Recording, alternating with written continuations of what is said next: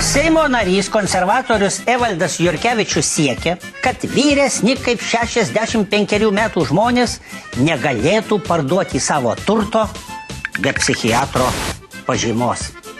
Tokią mintį Jurkevičiui esą pakišo vienas Klaipėdos parapijos klebonas. Aš dabar pas tokią babutę gyvenu ant kambario, tai tikiuosi, kad man jinai savo butą užrašys. Bet tai kai čia tokie pasiūlymai sklando, einu domėtis.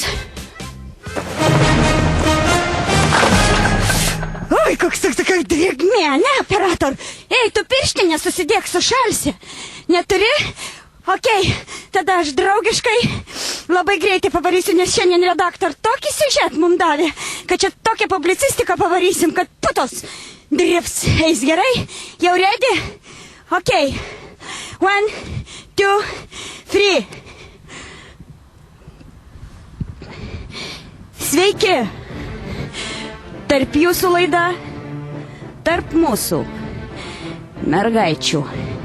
Seimo narys Jurkevičius pareiškė, kad žmonės turintys daugiau negu šiam 5 metus, norėdami parduoti, įkeisti arba pirkti nekilnojamąjį turtą, privalo prieš tai gauti psichiatro pažymėjimą. Ko taip neįtiko Jurkevičiui senukai? Kodėl jis taip juos skriaudžia? Mes ir pabandysim išsiaiškinti. Gau! Labą dieną!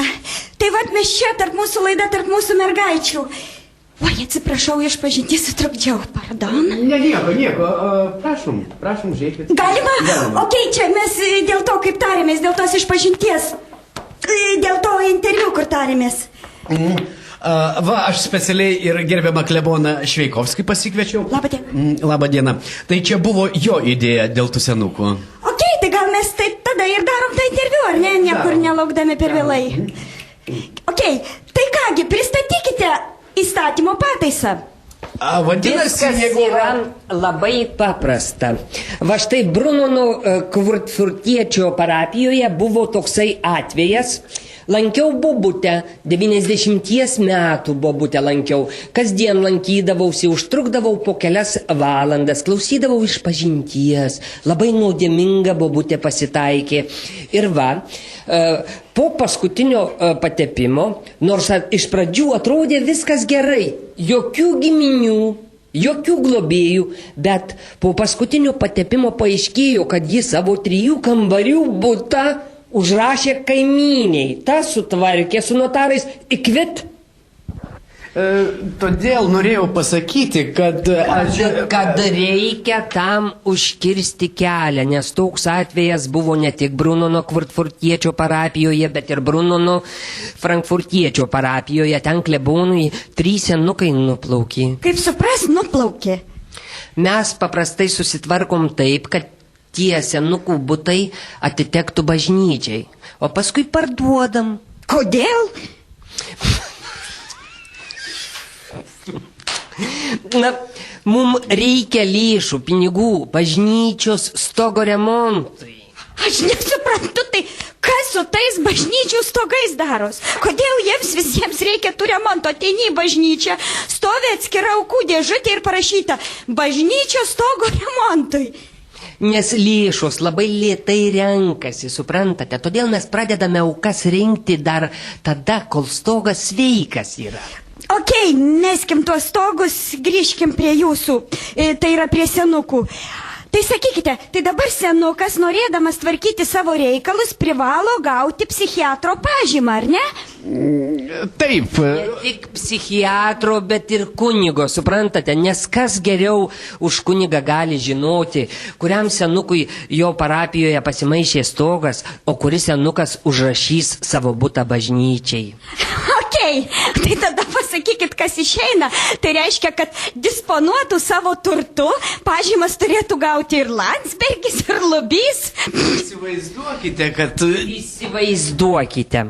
Ateina Lubys pas notarą ir atsiveda kunigą ir sako, noriu užrašyti Klasko savo žmonai. O čia kunigas sako, ne, nereikia. Na kam moteriškiai toks daiktas, gal broniukai tau protelis visai susisuko, užrašyk parapijai. Nu, notaras viską ir užrašo parapijai. O kodėl parapija negali turėti klasko? Okei, o dabar aš norėčiau Seimo nario paklausti. Nereikia. Aš kaip kunigas jums sakau, nereikia. Žmogus ne visai šviesaus proto vaikystėje nuo pečiaus yra kritęs. Ne vieną kartą. Mažą jį šuo išgazdino labai vilkinis irgi daug kartų, gal net daugiau negu nuo pečiaus krito. Todėl ir dabar dar neadekvačiai reaguoja į aplinką, vis atrodo jam, kad tolete kažkas tai vaidenasi, kad kažkas iš klozeto žiūri iš apačios į viršų. Žinokit, aš tą pasiūlymą dėl psichiatro pažymos atsijėmiau. Va, matot, kaip jis durnai kalba. Matot. Ir va tokie žmonės patenka į Seimą, neturėdami psichiatro pažymos. Na, aš manau, į Seimą galima patekti tik turint psichiatro pažymą ir parapijos klebono raštą. O dabar kas valdo šalį? Va tokie bepročiai tokie, jau baigė pusę Vilniaus senamiesčio užrašyti žydams, o bažnyčiai nieko.